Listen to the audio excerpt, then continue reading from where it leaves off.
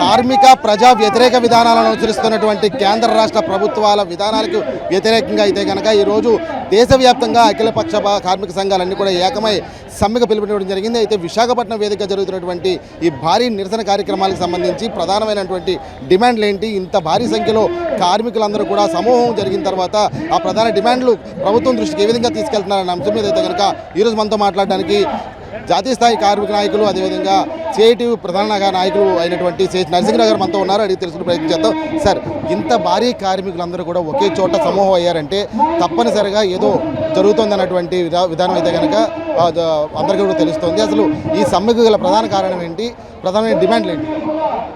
కార్మిక వర్గం సంఘం పెట్టుకోవడం, సమ్మె చేయడం, హక్కులు సాధించుకోవడం, ఇవన్నీ స్వాతంత్రం ముందు నుంచి కూడా సాధించుకున్నాయి. కొన్ని చట్టాలు వచ్చాయి.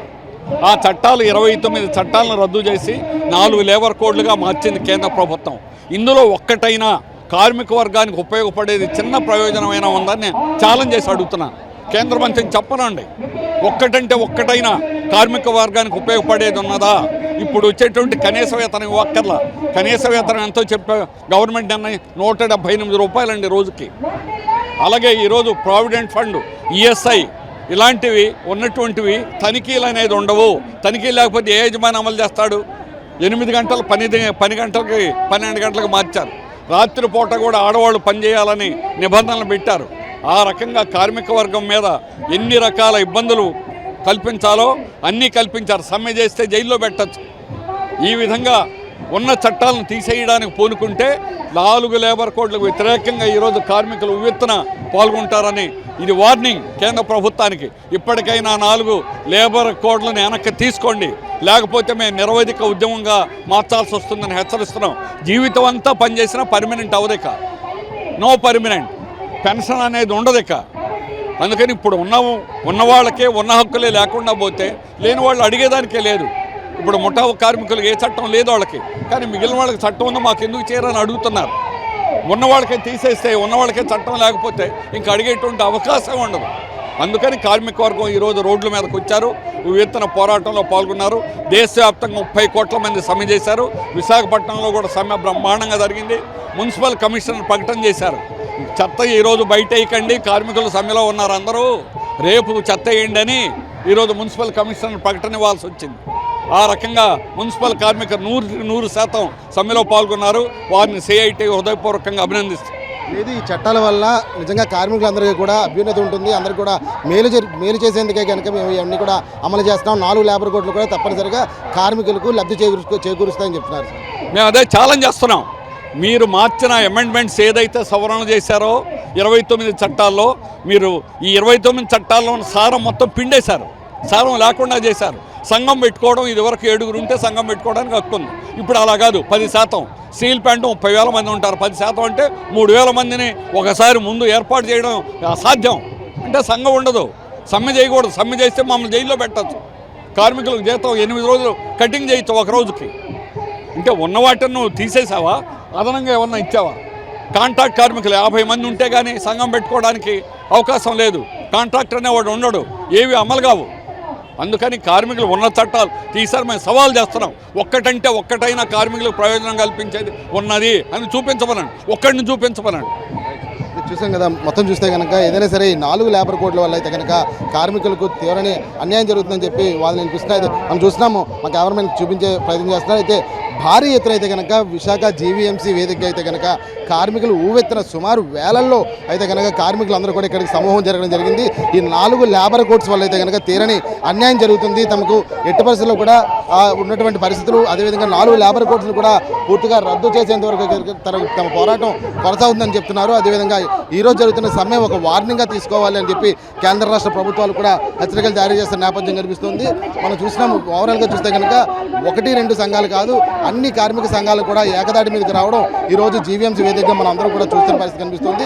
29 చట్టాలను ఒకే దగ్గర కూర్చి 4 లేబర్ కోడ్స్ కింద దాన్ని మార్చి కార్మికులకు తీరని అన్యాయం జరుగుతుంది ప్రస్తుత పరిస్థితులు అని చెప్పి ఈరోజు ప్రధానమైనటువంటి ఆరోపణలు అయితే కనుక వెలువెత్తున్నాయి. ఈ 4 లేబర్ కోడ్స్ కూడా మళ్ళీ వెనక్కి తీసుకునేంత వరకు కూడా తమ పోరాటం కొనసాగుతుంది అని చెప్పి ఈరోజు అఖిలపక్ష కార్మిక సంఘాల నాయకులు, అదేవిధంగా కార్మిక సంఘాలు, కార్మికులు అందరూ కూడా ఏకదాటి మీదకి వచ్చి ఒకే నినాదంతో అయితే కనుక ఈ పోరాటాన్ని కొనసాగిస్తున్నారు.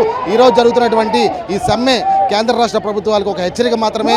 భవిష్యత్తులో ఈ లేబర్ కోడ్స్ కానీ రద్దు చేయకపోతే భారీ స్థాయిలో మరింత ఉద్యమాలు చేసి తీరుతామని చెప్పి తీవ్ర హెచ్చరిక కూడా జారీ చేస్తున్నటువంటి నేపథ్యం స్పష్టంగా తెలుస్తుంది. ఇంకా మరి కొంతమంది నాయకులు ఉన్నారు, వారిని కూడా తెలుసుకునే ప్రయత్నం చేద్దాం.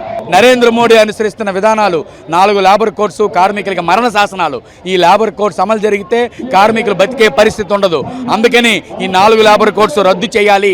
కనీస వేతనం 26,000 రూపాయలు ఇవ్వాలి. అలాగే ఉద్యోగ భద్రత కల్పించాలి. 8 గంటల పనిదినాన్ని పటిష్టంగా అమలు చేయాలి. ఈ రోజున మోడీ, చంద్రబాబు ఇద్దరూ కూడా 8 గంటల పనిదినాన్ని 12 గంటలకి 14 గంటలకి పెంచుతున్నారు. కాబట్టి ఎట్టి పరిస్థితిని అంగీకరించాం. కార్మిక చట్టాలను పటిష్టంగా అమలు చేయాలి అనే డిమాండ్లతోటి ఈ సమ్మె జరుగుతుంది. ఈ సమ్మె ద్వారా అయినా నరేంద్ర మోడీ, చంద్రబాబు నాయుడు కనువిప్ప కలగాలి. ఆ రకంగా కార్మిక వర్గం తాలూకా డిమాండ్లు అంగీకరించాలి, పరిష్కారం చేయాలి. లేకపోతే నిరవధిక సమ్మెకి వెళ్తామని చెప్పి తెలియజేస్తున్నాం. అశేష త్యాగాలు చేసి సాధించుకున్నటువంటి 44 కార్మిక చట్టాల్లో 29 చట్టాలని కేంద్రంలో మోడీ ప్రభుత్వం 4 లేబర్ కోడ్స్గా మార్చి కార్మికుల్ని, యజమానులు కాళ్ళ కింద బానిసలా తయారు చేయడం కోసం పూనుకుంది. దీన్ని నిలువరించి కార్మికుల్ని, కార్మిక కుటుంబాలని కాపాడాల్సినటువంటి రాష్ట్రంలో టీడీపీ, జనసేన, బీజేపీ కూటమి మోడీకి జీహుదూర్ అంటూ దీనికి ఒత్తాసు పడుతూ ఉంది. దీనికి వ్యతిరేకంగా లేబర్ కోడ్స్ రద్దు చేయాలి, పాత కార్మిక చట్టాలు కొనసాగించాలి, కార్మిక హక్కులు పరిరక్షించాలి, ప్రభుత్వ సంస్థలు కాపాడాలని డిమాండ్ చేస్తూ వైజాగ్ స్టీల్ ప్లాంట్ ప్రభుత్వం కొనసాగించాలని డిమాండ్ చేస్తూ ఈరోజు దేశవ్యాప్తంగా సారథ్య సమ్మె జరుగుతూ ఉంది.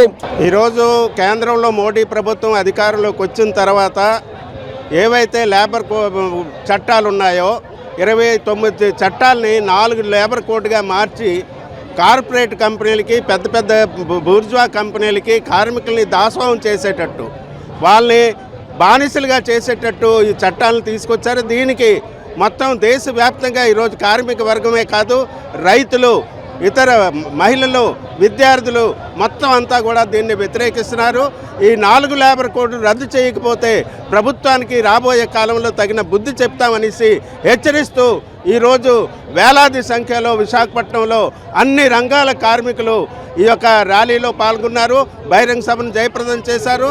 దాదాపు గత 15-20 రోజులుగా మొత్తం అన్ని కంపెనీల దగ్గర, అన్ని షాపులు, హోటల్స్ అన్నిటి దగ్గర పెద్ద ఎత్తున ఈ 4 లేబర్ కోడ్లకి వ్యతిరేకంగా ఈ యొక్క ప్రచారం జరిగింది. మోడీ ప్రభుత్వం తన వైఖరి మార్చుకోవాలి. కార్మికుల యొక్క హక్కులు ఏవైతే ఉన్నాయో 8 గంటల పనిదినం, అలాగే సమ్మె చేసే హక్కు, జీతభత్యాలు పెంచుకునే హక్కు ఏవైతే ఉన్నాయో ఇవన్నీ కూడా యథావిధిగా కొనసాగించాలని ఈరోజు కార్మిక వర్గం అంతా పెద్ద ఎత్తున గొంతెత్తి ఈరోజు ఈ కార్యక్రమాన్ని నిర్వహించింది, జయప్రదం చేసింది. ఇప్పటికైనా సరే మోడీ ప్రభుత్వం బుద్ధి తెచ్చుకోవాలని సందర్భంగా తెలియజేస్తున్నాం. చూసాం కదా, మొత్తం మీద చూస్తే కనుక వివిధ సంఘాల నాయకులందరూ కూడా ఒకటే ఒక మాట చెప్తున్నారు. కేంద్ర రాష్ట్ర ప్రభుత్వాలు అవలంబించడానికి చూస్తున్నటువంటి 4 లేబర్ కోడ్స్ని వెంటనే రద్దు చేసి తీరాలనేటువంటి ఒక ప్రధానమైనటువంటి డిమాండ్ అయితే కనుక ప్రతి ఒక్కరి నోటి వెంట కూడా వినిపిస్తోంది. కార్మికులను అణచితొక్కే విధంగా, అదేవిధంగా బడా వ్యాపారవేత్తలకు కార్మికులను దారాదత్తం చేసే విధంగా అయితే కనుక ఈ 4 లేబర్ కోడ్స్ కూడా ఉన్నాయి. 44 లేబర్ కోడ్స్లో 29 లేబర్ కోడ్స్ని మార్చి 4 లేబర్ కోడ్స్గా మార్చి దాన్ని మళ్ళీ ఇప్పుడు కార్మికుల నెత్తిన రుద్ది వాళ్ళు నడ్డి విరిచే విధంగా అయితే కనుక ఈరోజు కేంద్ర రాష్ట్ర ప్రభుత్వాలు అనుసరిస్తున్నటువంటి తీరుతెన్నులు సరిలేదు. వెంటనే ఈ ఏవైతే తమ డిమాండ్స్ ఉన్నాయో ఈ డిమాండ్స్ అన్నిటి కూడా పరిష్కరించాలి. ఉద్యోగ భద్రత దిశగా ప్రతి ఒక్క కార్మికుడికి పూర్తి స్వేచ్ఛ, స్వాతంత్రాన్ని కలిగించాలనేటువంటి ఒక ప్రధాన డిమాండ్తో ఈరోజు భారీ స్థాయిలో అయితే కనుక విశాఖలో సమ్మె జయప్రదమైంది అని చెప్పుకోవడంలో ఎటువంటి అతిశయోక్తి లేదు. ఇది ప్రస్తుతం విశాఖలో జరుగుతున్నటువంటి దేశవ్యాప్త సమ్మెకి సంబంధించినటువంటి పూర్తి సమాచారం. వీడియో జర్నలిస్ట్ ఉదయ్తో ప్రసాద్, జీటీవీ న్యూస్, విశాఖపట్నం నుంచి.